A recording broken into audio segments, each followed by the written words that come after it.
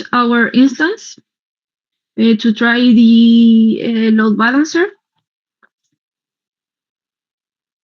So the name can be my first instance.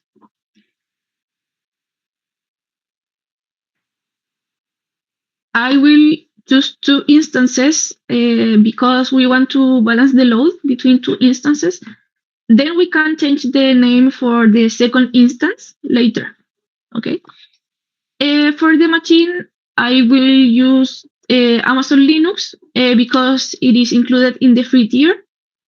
So this will not incur charges if you comply with the requirements for a free tier account. And the instance type will also be T2 micro because it is an instance compatible with the free tier. And also we don't need anything powerful for this demo. I will not use a key pair because we will not be connecting via SSH. So we don't need it. I will create a new security group that allows SSH, HTTPS, and HTTP.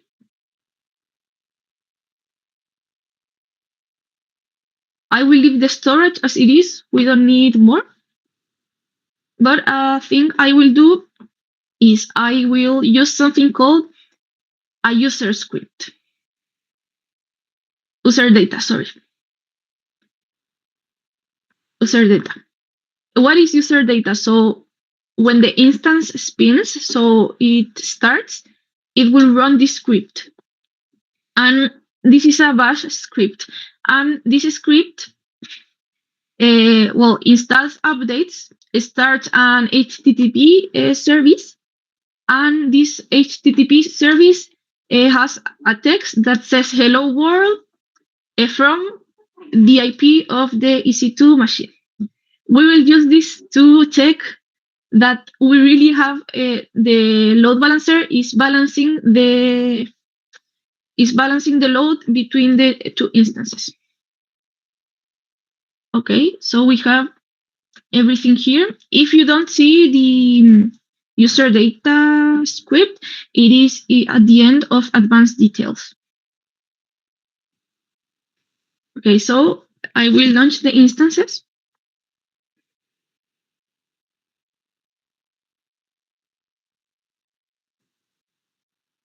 Let's see how they are being provisioned. So they're initializing. I will change a name for the second instance. As you have seen, there were 2 instances created. I will change the name here, my second instance.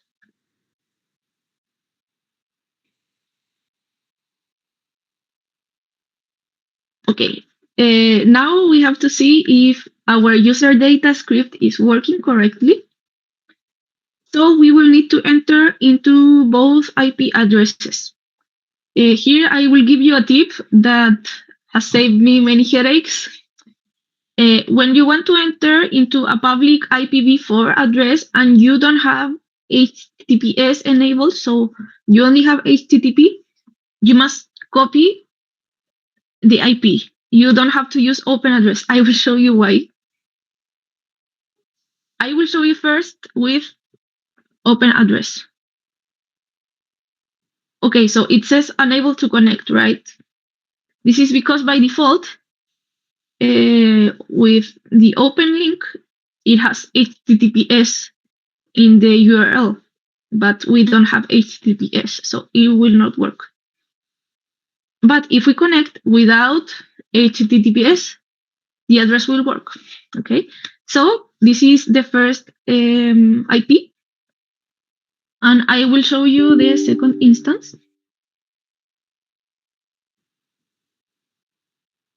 Here. As you can see, the IPs are different, right? So now we have confirmed we have 2 instances in which the user data script works. So now we must create the load balancer so we can access to both IPs but with a single link. So here we go to load balancing, and under load balancing, we go to load balancers, and we create a load balancer. So here are different types of load balancer. We will create an application load balancer because we want to traffic HTTP and HTTPS traffic. But there are also, for example, network load balancers. These are used for applications that are really data intensive. So, for example, UDP, I think, is used sometimes for video, but it is not. But for most use cases for applications, you will need an application load balancer, not a network load balancer. So let's create this. Also, this classic load balancer was the previous version of a load balancer in AWS. This will probably be deprecated soon, but it is still available. So let's create an application load balancer. So for the name, I will put demo ALB.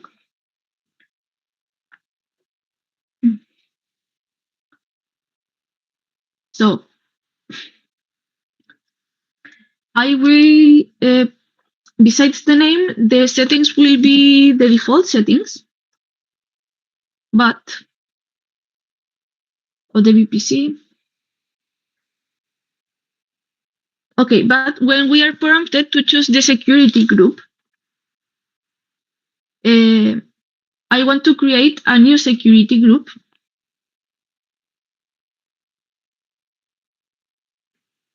Which allows HTTP traffic, inbound HTTP traffic, for all IPs. So how do I do this? ALB security group.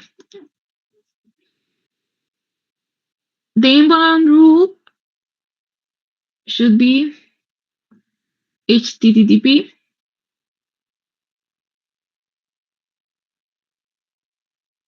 And the source, I think, should be the security group, the other security group. I don't remember the other security group name, so I will check it. It's probably Wizard. It's probably Wizard 12, I think.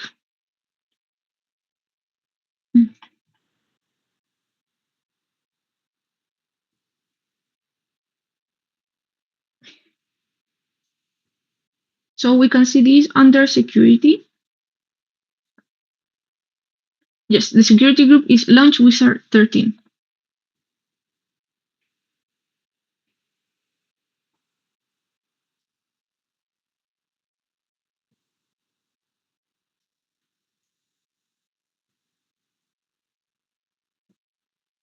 Want to no, I don't think it was it wasn't the security group, sorry, it was any traffic. Okay, so let's create the security group. The description, sorry. Security group for ALB.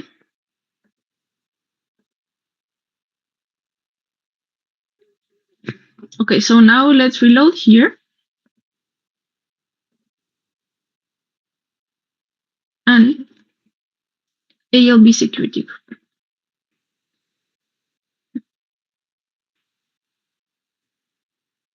Then I think, then we must choose the listeners and routing.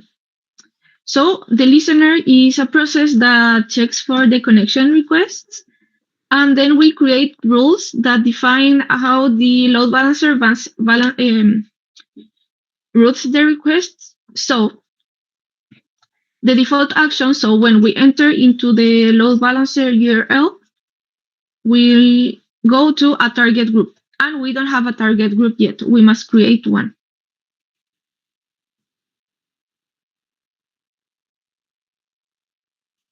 So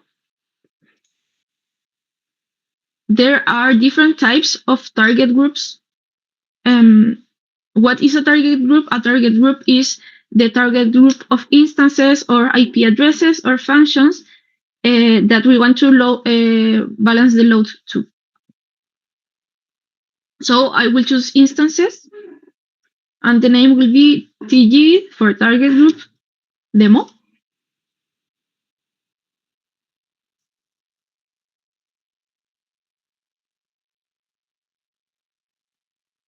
The IP address types and VPC and protocol version I will keep as default.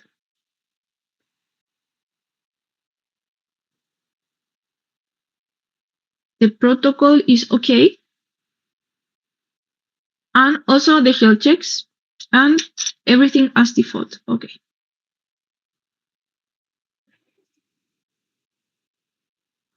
And I will register the targets. So the instances we have just created. And I will press the button include as pending below and create the target group.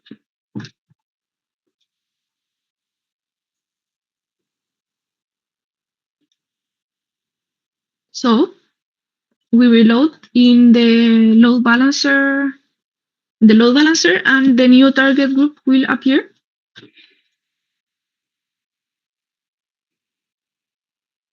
So this will default all HTTP traffic to our target group. Oh, sorry. I must select the subnets in which the balancing will occur.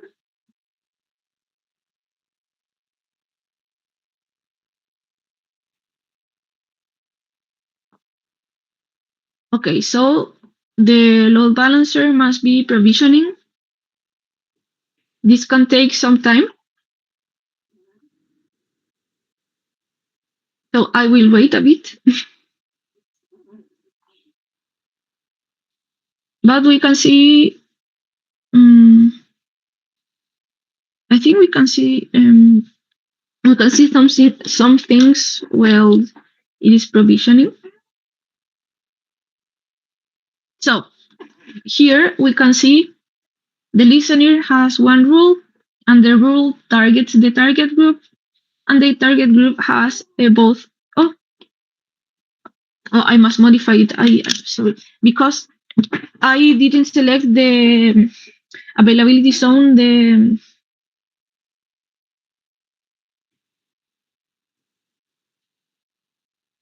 I made a mistake. I'm sorry.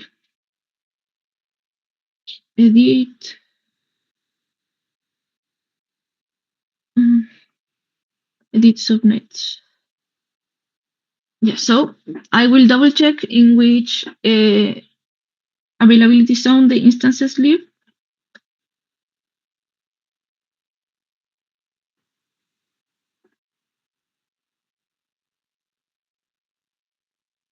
Mm,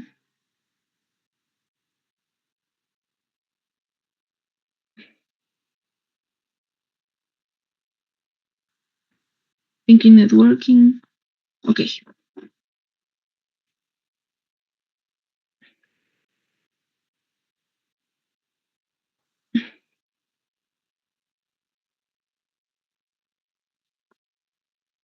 This is the subnet, and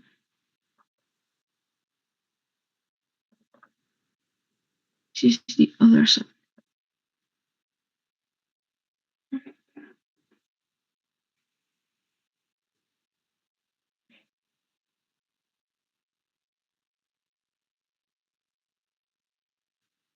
US East 1D, US East 1D. Okay.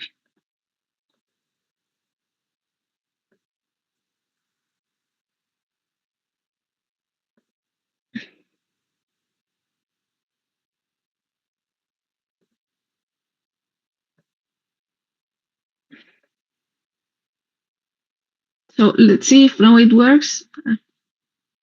I apologize for the mistake.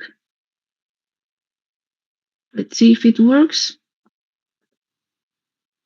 This is the address of the load balancer.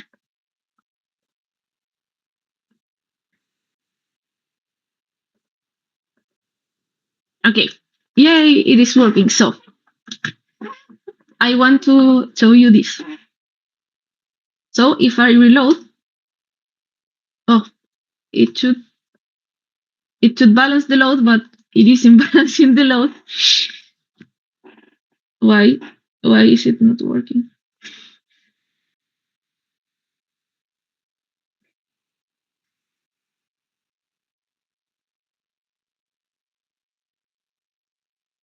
Maybe if I change the subnet ID.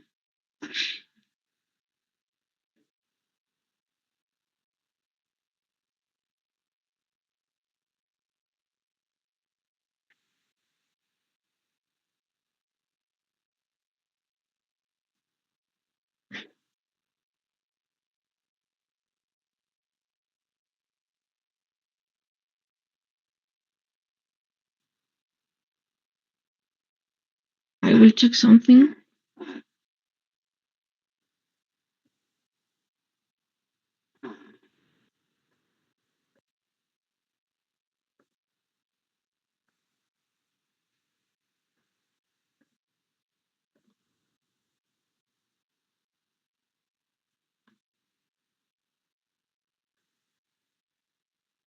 Okay, so let's see what happens if I stop this second instance.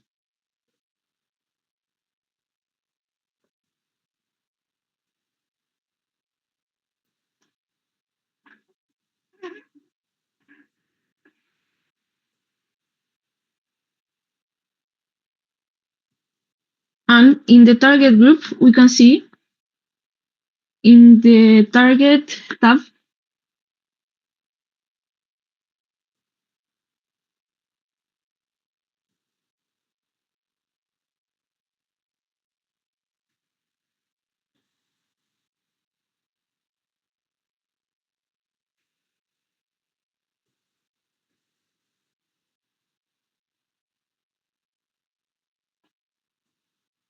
why is it healthy? This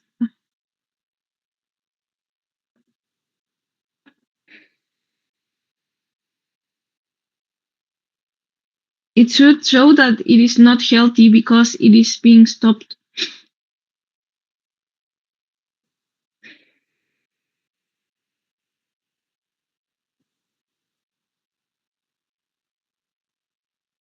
Okay, here it shows unused. So let's see if something has changed in the load balancer.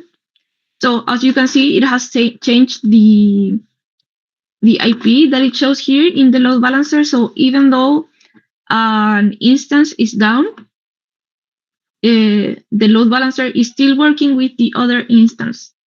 Now, the behavior that should have worked with both instances running is that when I reload this page, the IP should change. But maybe I don't know why it doesn't change really. I tried it today in the morning, but that should be the default behavior. But now you can see that in the target group, we can see if there are unhealthy or unused instances, and that the target group routes the is used by the load balancer.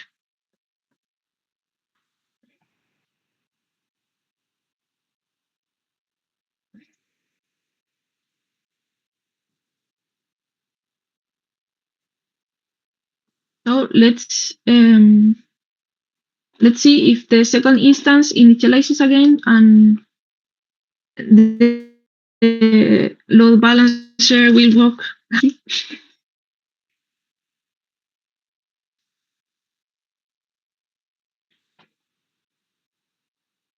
So you can also combine an application load balancer with something else called an auto-scaling group.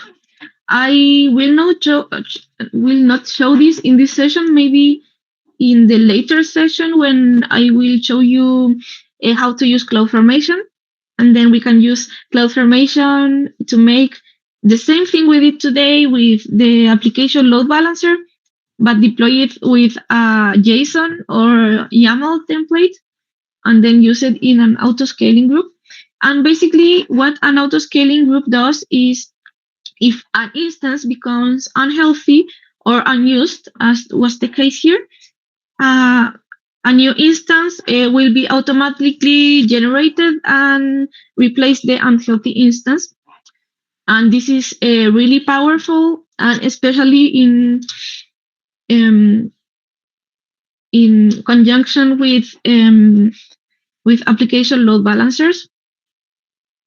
This is used a lot in the real world for applications and for high availability and to handle a lot of traffic. So as you can see, the IP changed, but it seems to favor one instance. Well, anyway. So this was a little demo about application load balancer. No, sorry. I had a second part. I think yes. In the second part, we will put more rules, and I will show you how application load balancer rules work.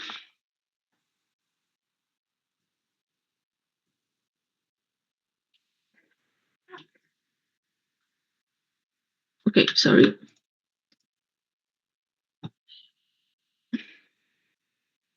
I'm checking my notes.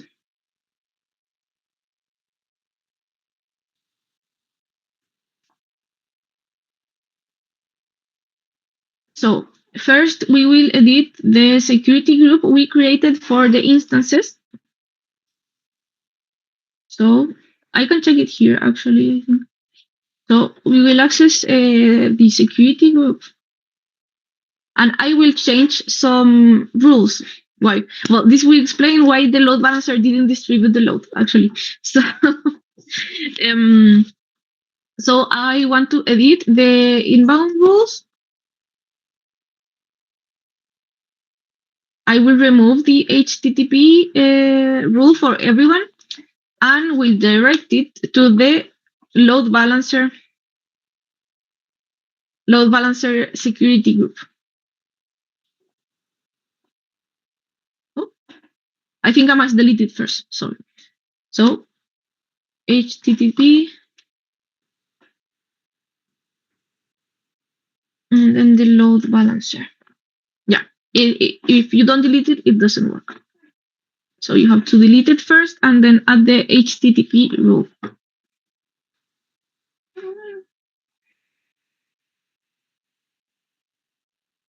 Yeah, let's see. Yeah, so with this applied, I want to show you that the instance public IPs will not work. It times out. Okay, as you can see, it's trying, but it times out. Why? Because now in the security rule, we said we can only access to this instance with the load balancer.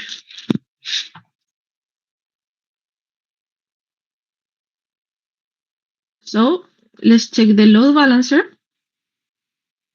here and the listeners here. This is the only listener we have. And I want to add a second listener rule or modify the first. Let's just check my notes. Yeah, so let's add another rule. And this rule will be a very simple error page.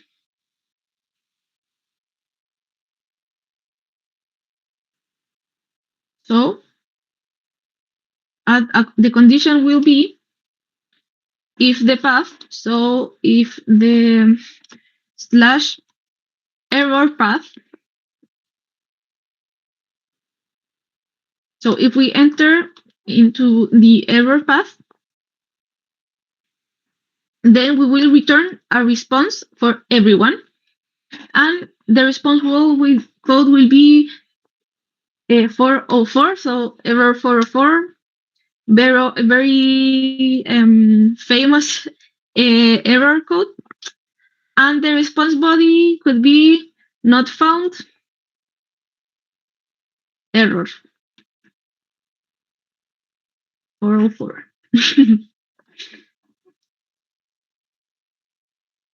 And so because these are rules, they have priority. So I will put, because we only have two values, I will put 5 as a priority, because the other rule actually just routes traffic to the target group. And I will create the rule.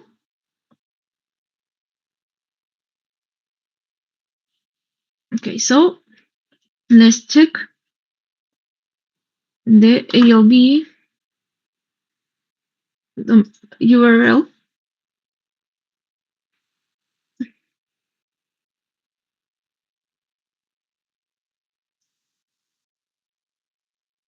So now it should work.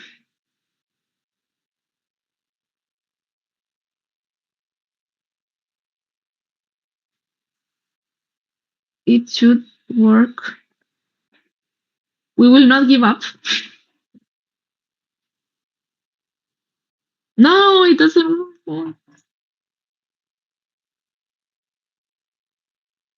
No.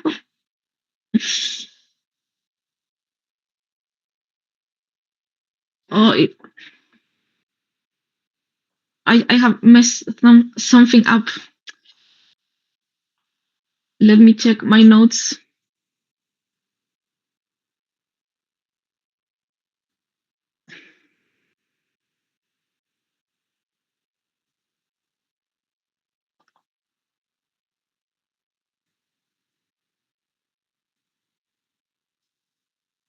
Let me check.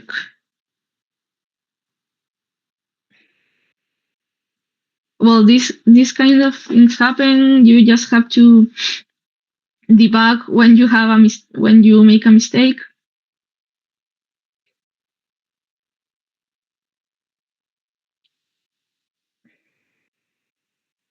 I will check the security group.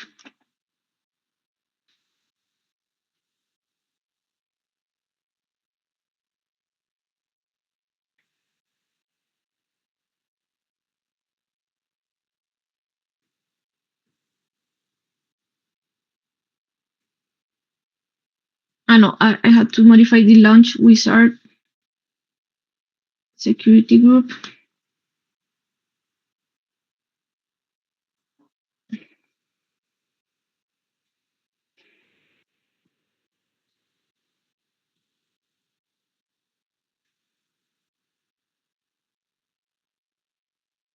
I have a mess with my security groups. I will try removing the HTTPS rule and see if it works.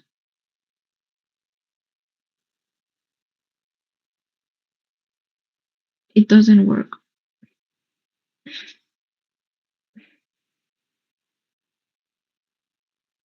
Ah.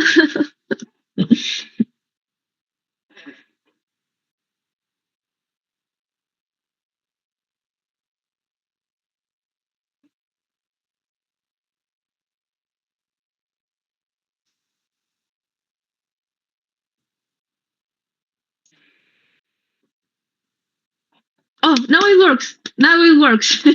Yeah, it was that security rule. And I want to check the error route.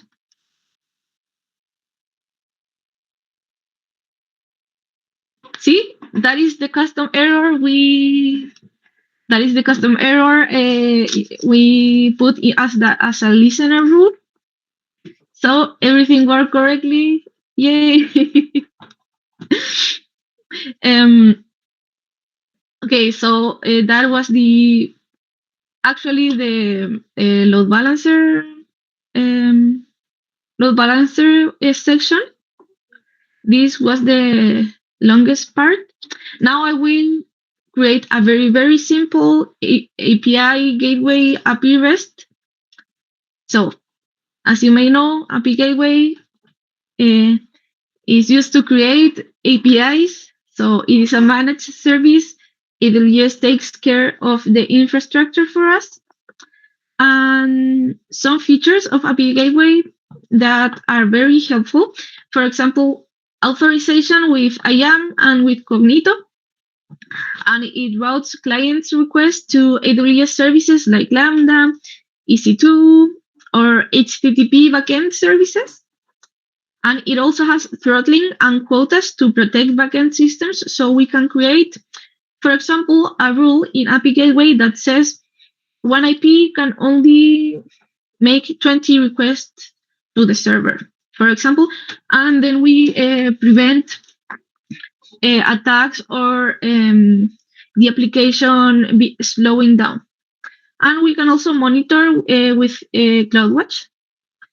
So this is in this diagram, this is a very simple CRUD REST API.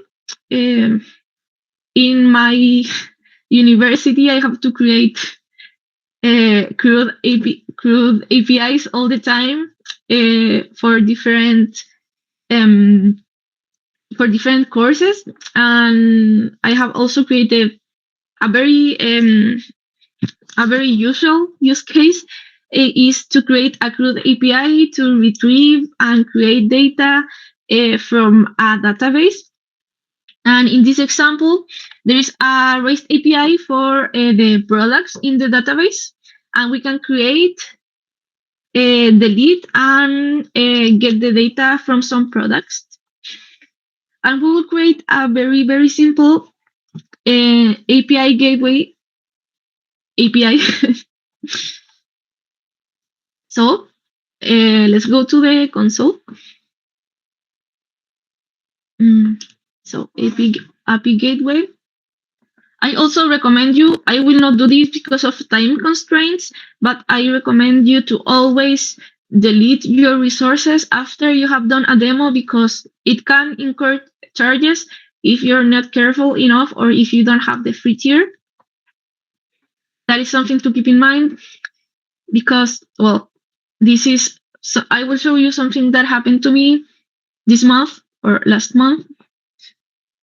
I did a test I tried knowledge bases in Amazon Bedrock, and this is what happened.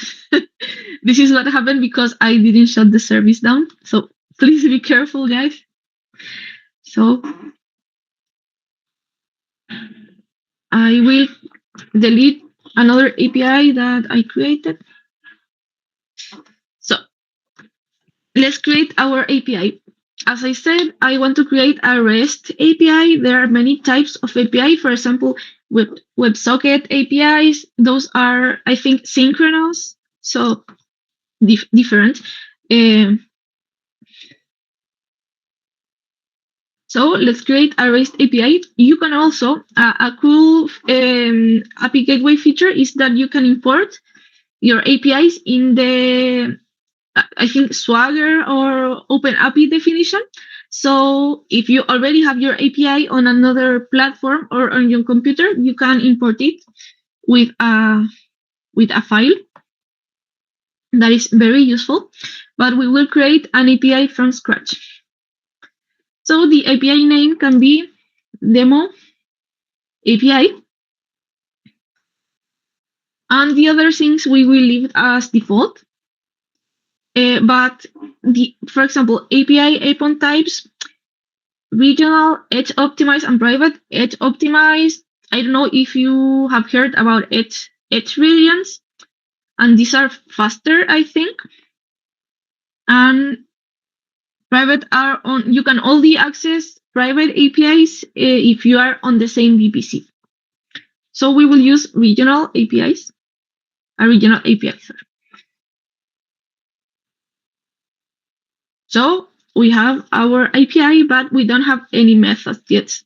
The methods are for example, get, post, um, uh, put, etc. So let's create a method, and the method type will be a get method, and this we will integrate it with a Lambda function.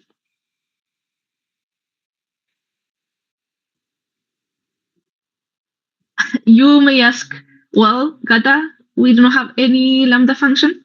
We will create it now. API Gateway in itself doesn't retrieve the data. It just calls, in this example, a Lambda function. So the Lambda function will retrieve the data.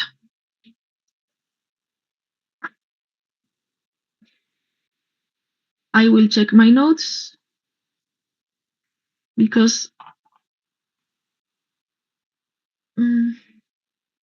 sorry.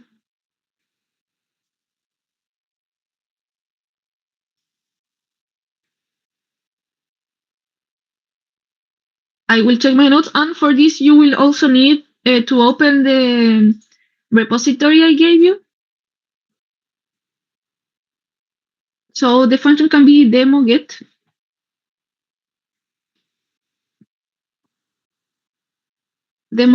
root, and I will write it in Python because I like Python. And the other things we will leave as default. Oh, I closed the GitHub tab. I will open it.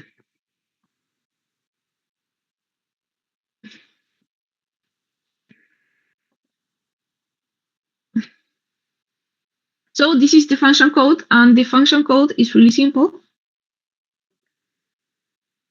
I will paste it and I will explain a bit to you. So a Lambda function, well, you probably know this. So we will paste the code in the Lambda. I think it has some mistakes. Let's see if we can deploy.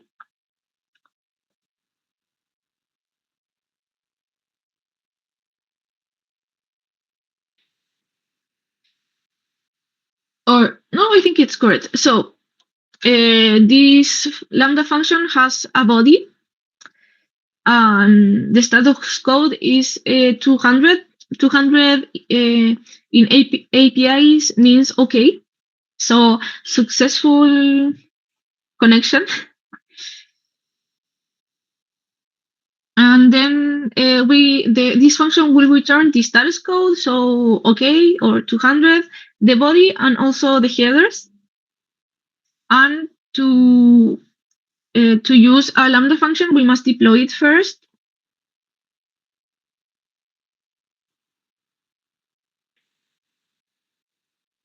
So the function is deploying. And we can also test our function.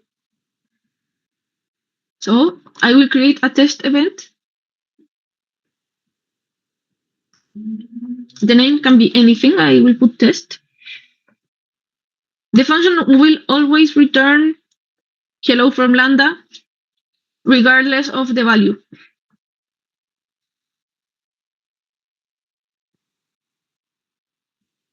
Oh, syntax error. Okay, so this can be I think this has to do with the indentation, because I copied the function from my GitHub account.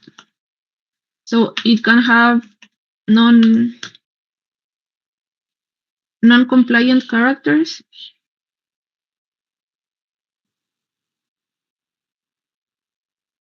I will fix this, and It will work, don't worry.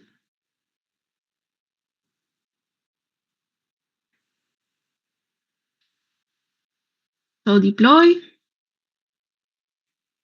save the test 2. So let's test now. So it has succeeded. It was the characters, the weird characters that we saw that were on yellow. So the response is hello from Lambda. So the function is working. Now let's integrate this function with our API. So we have to copy the ARN of the function and we paste it here. We can also search. Actually, let's search it.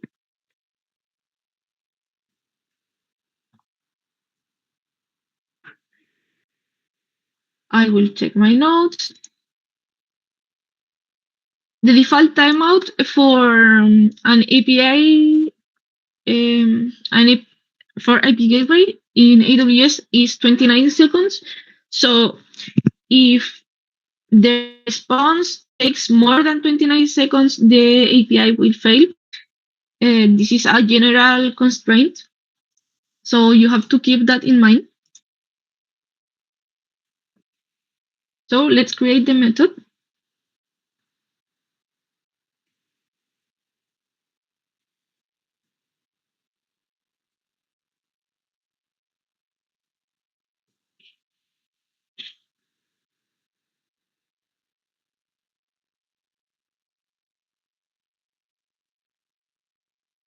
I'm checking my notes.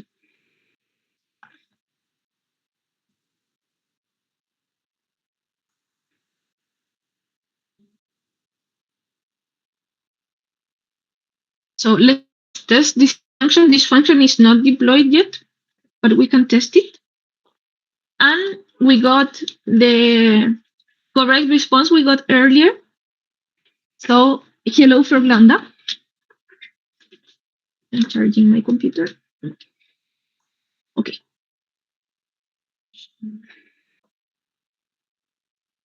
So now we can create another another method. Sorry, another create. We can create a resource, and this resource will be called house. So let's create this resource, and this resource can have another method.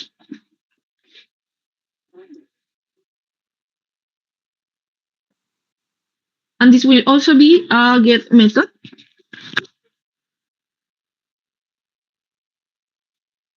We will create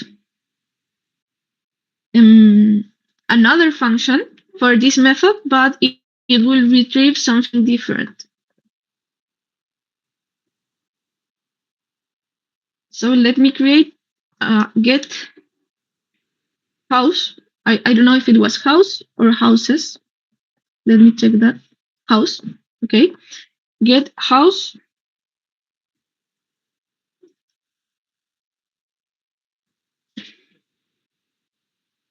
The runtime will also be Python.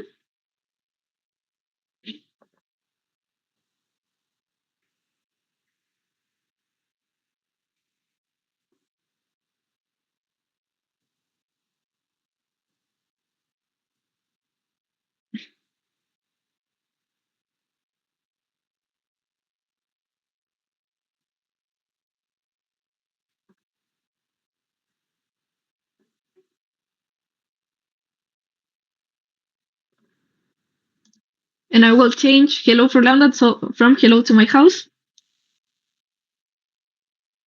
I will deploy it and I will also test it, but it will be correct.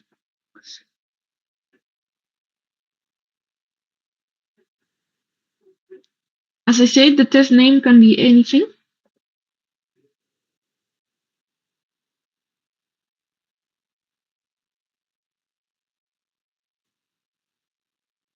Hello from my house. See? Okay, great.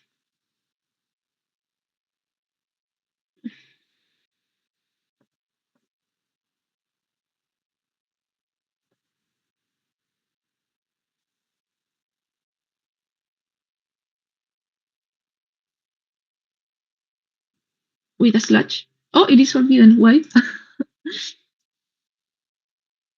Because it must be dev/house. Okay, so it says hello from my house.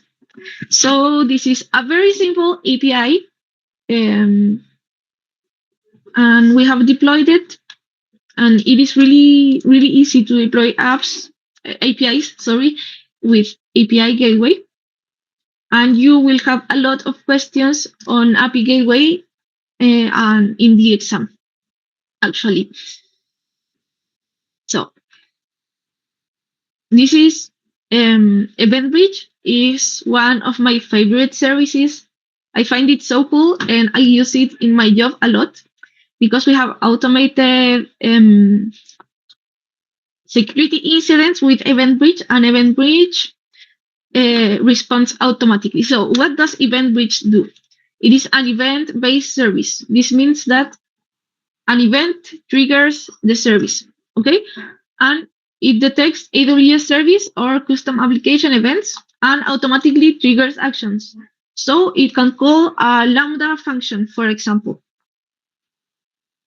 or that a file is created in a S3 bucket. And it works with real-time event and scheduled triggers. So real-time events are if an event happens and then the event and then uh, event reach is triggered, but we can also schedule a trigger. So the event happens once a day, for example. And we have some concepts in event reach that are useful. So first we have the event source. So the event source can be, for example, a security hub incident, or a put operation on a bucket, or an EC2 instance changing its status. So an EC2 instance changing from running to stopped or terminated.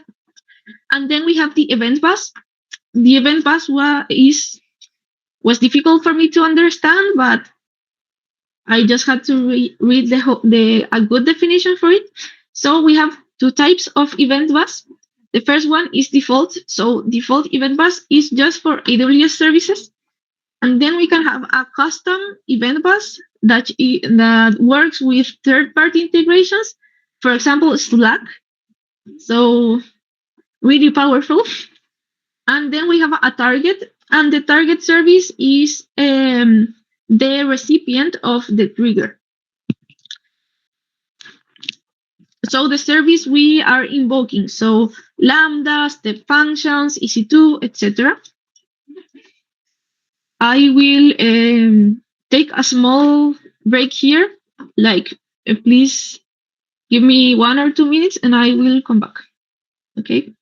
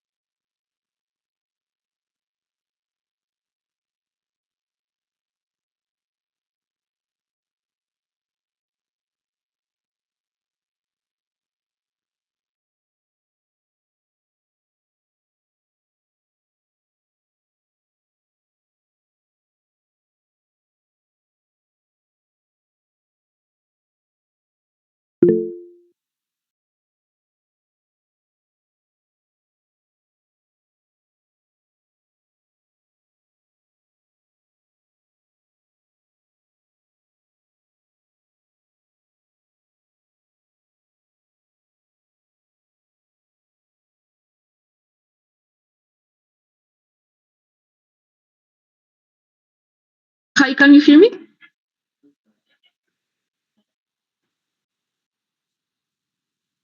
Oh, thank you. I'm so sorry. I will. Um, did you hear the explanation in the about Event Bridge, but in the slides, or because I can guide you through it?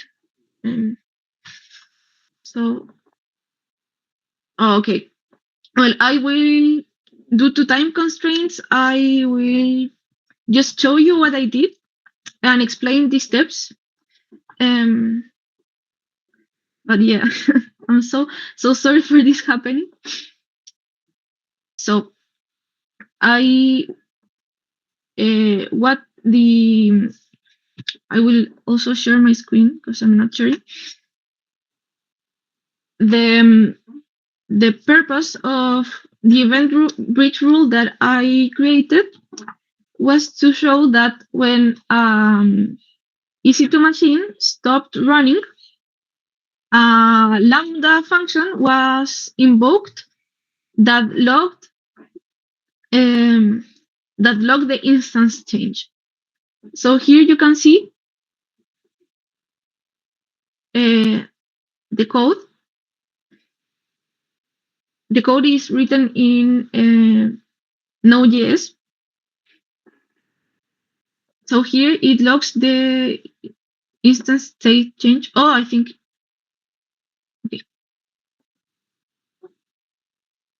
And then the event bridge rule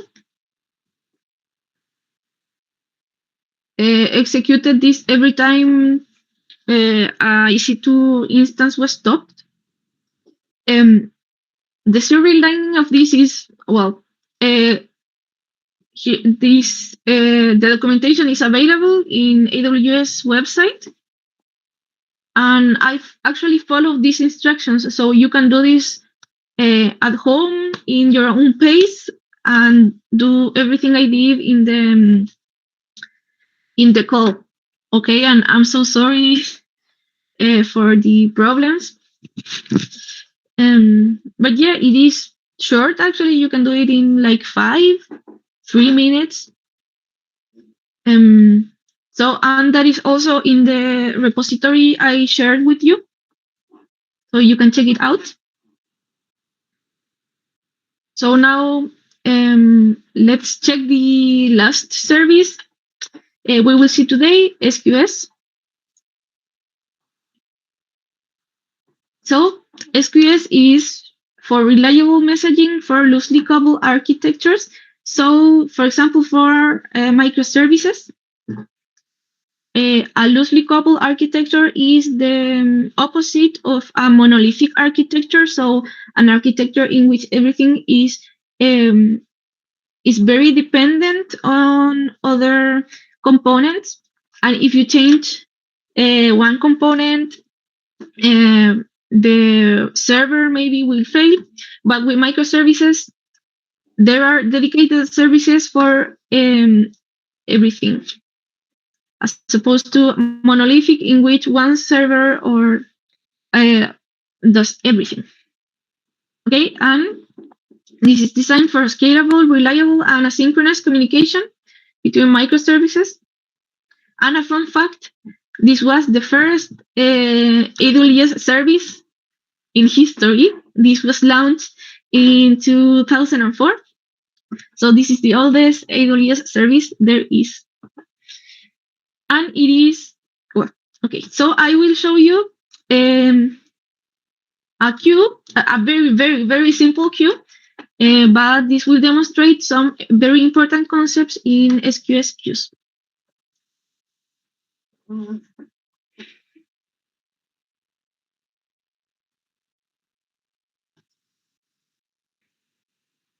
I will delete the queue I created earlier.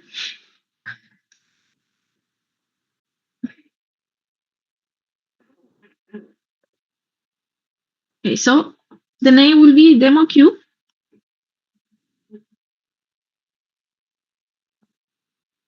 As you can see, there are two different types of queues. The first one is standard. So every message arrives, but it doesn't track the order. and it is best effort ordering. So it tries to order the messages, but it doesn't guarantee the exact order that the messages arrived.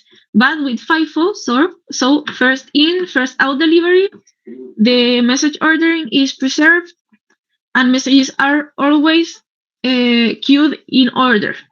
So the first one that arrives is also the first one to be processed. And in the configuration, I will not change anything, actually. But I want to show you this, guys. Um, in Sunday, I talked about resource policies, and this is a policy.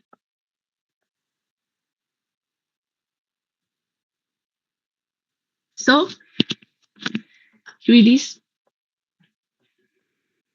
And this is that only my account can send messages, and only my account can receive the messages. And you can change this for different services and to access this queue.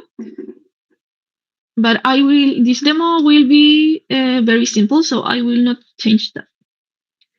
Also, this is a very important component of a queue, a dead letter queue. A dead letter queue is used for messages that were not processed correctly. So we store them in a different queue so we can analyze the failed message deliveries. But we will not enable that for this demo.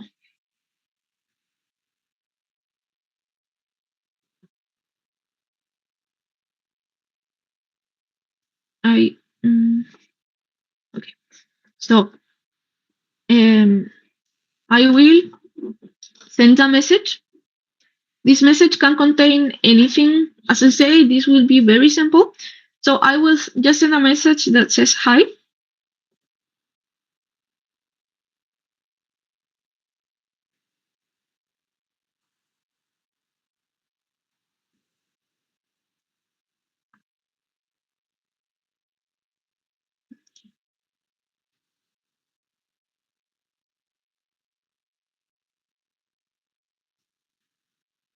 Checking my notes.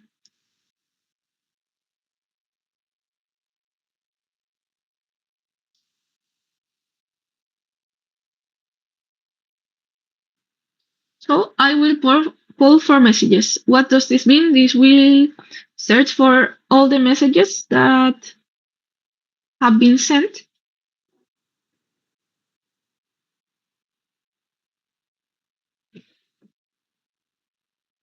I will send another message.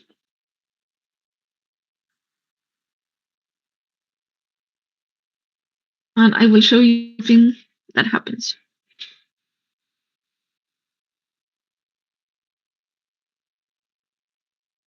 So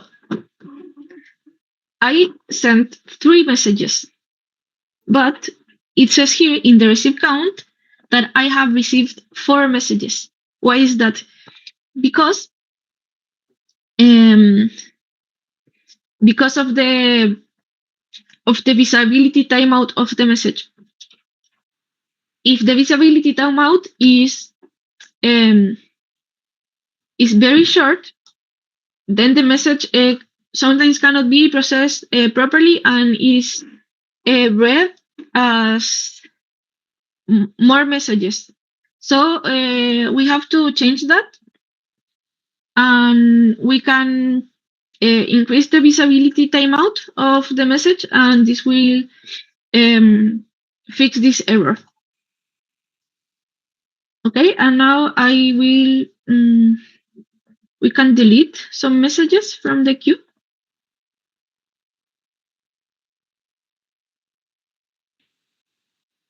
Well, that was the SAML demo for SQS. I'm so sorry about the event bridge demo. Maybe I will record a video and show you the proper demo of EventBridge and send it to the captains at your club so they can share it with you. But yeah, well, this was the end of the session. If you have any questions, as always, you can send me a message via LinkedIn or via other social media platforms. And here it are my links. And in this link, there is also the GitHub repository with the code examples and the EventBridge tutorial. And these are some sources. So thank you very much for listening and giving me your time of the day.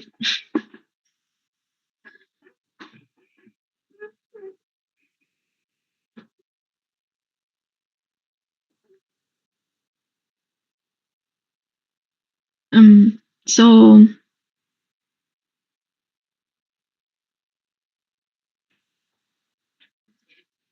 if you have any questions, just message me on LinkedIn and I will answer when I'm awake.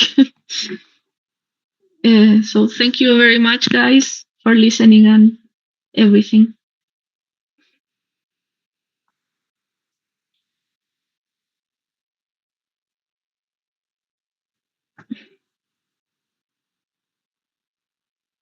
Thank you. Thank you.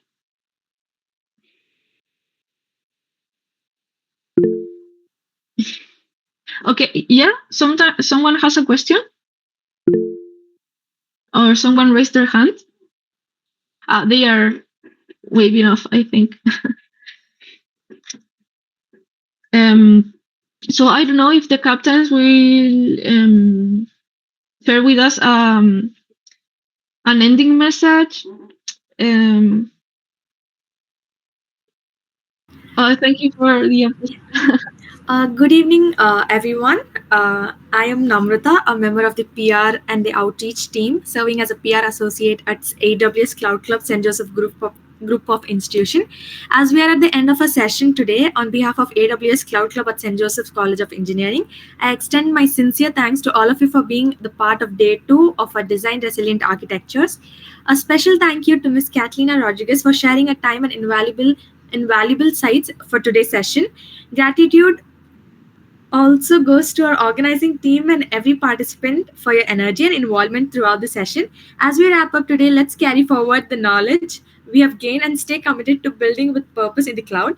We'll see you on 30th of May for day 3, Design High Performance Architectures. Until then, stay curious, stay cloud driven, and keep building. Thank you, everyone. Thank you. Thank you, ma'am. Bye. Have a nice day.